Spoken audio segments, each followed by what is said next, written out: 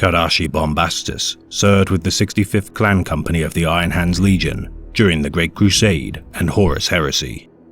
A warrior of impassioned fury and possessed of a fierce temperament, Bombastus would be given the nickname Karashi, the namesake of the volcanic peak that harbored the Primarch of the Iron Hands during his infancy. Interred within a Contemptor-class dreadnought, Bombastus's aggression would only be enhanced with his transition into his sarcophagus. Safeguarding the Shattered Legion warship, the Sisypheum under the command of Captain Ulrak Brantham, Bombastus would protect the War Orphans Warband from threats perpetrated by the traitorous Emperor's Children and Iron Warriors legions.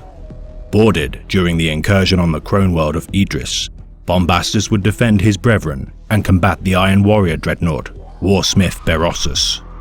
Struck by Iron Warrior Kararis Grendel during his duel, Bombastus would be slain by Warsmith Berossus.